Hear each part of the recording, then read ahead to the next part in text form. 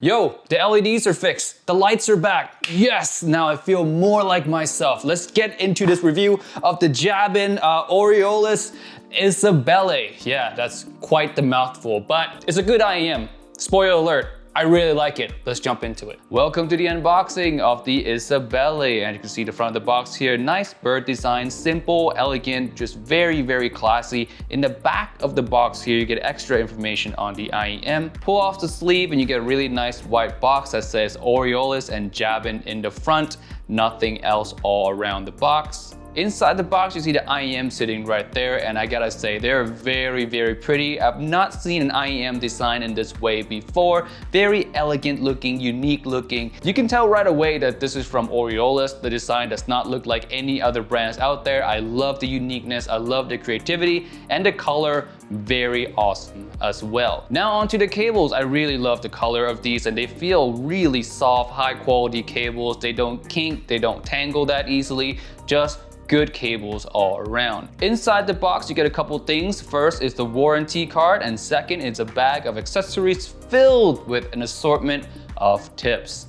Hey guys, welcome back to another video on Guess Audio. Today we have the Isabellae by Oriolus. I still can't pronounce that name correctly to save my life. It's Oriolus, all right? Just take it or leave it. Now, this IEM has been hyped in the community for a little bit, you know, in its own little pocket of people who buy $500, $600, $700 IEM. In that little pocket of the community, this has been silently hyped over and over and over again and brought up in conversation after conversation. And it finally got to my attention, and I was so intrigued because all the reviews on this unit so far have been great. Not just good, they've been great. So of course I got extremely curious, and $600 is right around that price where it's competitive with the Variation, with the Oracle, with the Dunu SA6, you know, all my favorites over there. So I wondered how good these are, and are they as good as the previous three that I just mentioned? Let's start with the base. Now the base on this is oh so satisfying. It's very, very, very smooth, but one caveat, these need a really good fit. I don't know why, I think it's because of the shape of the IEM, how big the nozzle is, and maybe how short the nozzle is as well. It's very tough to get these to seal completely. And what happens when you don't get them sealed completely is that you miss out on the sub bass. You miss out on the bass extension. But if you do get these to seal correctly on your ears, the sub bass, the mid bass is smooth, it rumbles, it kind of climbs into the lower mid range a little bit, giving the male vocals a sense of warmth. And overall, the lower end of this IEM is fantastic. Now the bass is not bass head level strong, it is up there, it's not quite bass head, but it's enough to give you that sense of rumbly satisfaction, especially in the sub bass. And the boominess in the mid bass is also not too boomy as well, it's just right. So again, the bass here is really well done. The texture and the detail in the bass as well is quite decent. The one caveat being that you really need a good seal with these. So you're probably gonna have to tip roll a little bit, try out a whole bunch of different angles to fit into your ears. But once you get that perfect fit, the bass is so good.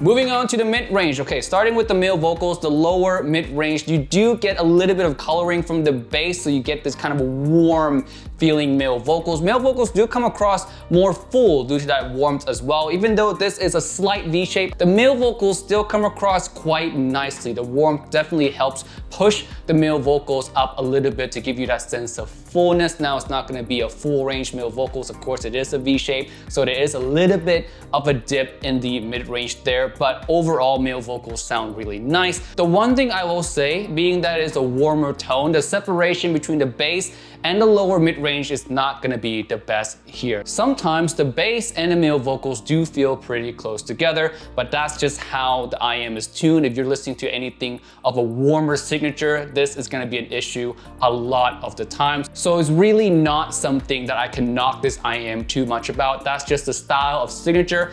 that is at. Moving on to the upper mid-range, the female vocals, and oh, wow, that energy. It is very forward, not shouty forward, but forward. On some songs, it does come across shouty. I do have one or two artists that doesn't really work well with this IEM, but that's just one or two artists out of every single one that I've listened to. So it's really not shouty in the grand scheme of things, but it is forward, and you do feel that little bit of a bite, that little bit of energy that kind of like picks you up and like make you feel more alert and awake. Yeah, female vocals on these are just like that. They're forward. Overall, the female vocals here, the upper mid-range, although a little bit aggressive, does come across natural enough to be very enjoyable. There's really nothing that is too harsh about this range whatsoever. And throughout the IEMs in general, I can't find anything that's too harsh, whether that being in the bass, in the mid-range, or in the treble areas.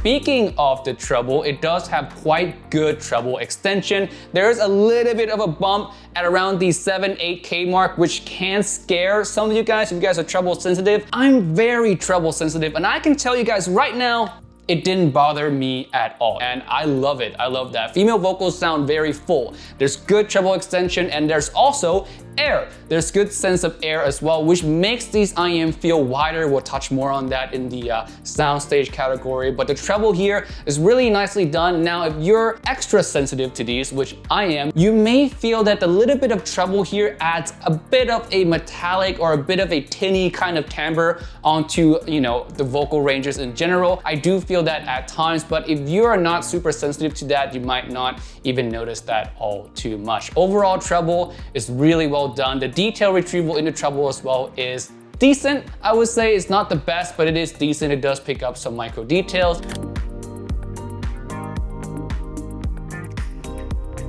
Now on to the technical performance of these IEMs, the detail separation, imaging, and soundstage. Now, this is where it kind of got let down a little bit, especially in the detail and separation department, being that it is a warmer mid-range to bass and also a rather aggressive upper mid-range. Everything do feel very close to each other, which means separation is not going to be the best on these. Also, it is a little slower as well. The decay lasts a little bit longer to my ears, and it makes everything feel a little bit slower. Some can say more musical, more relaxing. Some of you guys might actually really enjoy that kind of slower, warmer, and more musical signature. I'm just telling you guys that that's just the way it is. It's not the most detailed IEM out there, especially for the price of $600. I do expect more details coming out of these. Micro details though in the treble area is the best. Mid-range clarity, it is quite clear. I wouldn't say that it's veiled in any way. It's just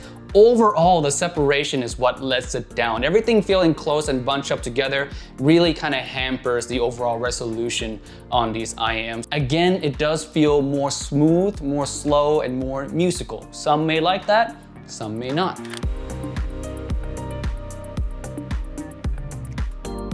Now onto the imaging. Now the imaging on these are all right. I mean, they're decent for the price. They're not the best out there at all. I think it's just really hurt by the overall separation.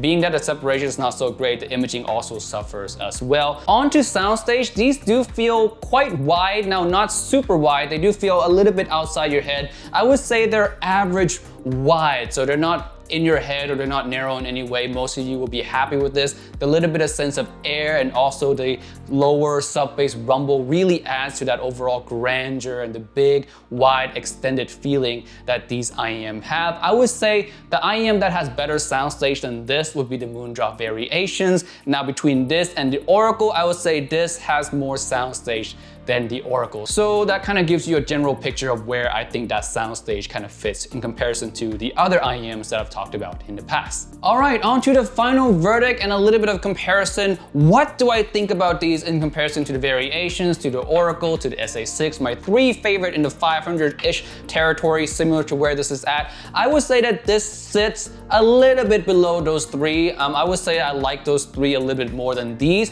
but these have something that those three don't have, a at least the SA6 and the Oracle doesn't have, and that is air. The only IEM that has air between those three are the variations. So I really love the treble extension on this thing. The bass here is also really well done. I love the bass on here. I love the warmth. Everything just feels smooth and really satisfying. So between this and those three, I would say this sits with those three, just a little bit below them. In terms of if it's worth the 600 or the 659 if you buy it retail and not on sale, I would say that they are on the a little bit of a expensive side due to the lack of details and separation there. I do wish it has more. Not that it doesn't have any, I just wish it has a little bit more to justify the $600 price tag. Overall tuning is great. It's really worth all the hype that people talk about. Everyone talks about how great these are tuned. Everyone talks about how great the vocals are on these, and I really agree with all of that. I just wish the details was slightly better. That's all. That's all. That's my only complaint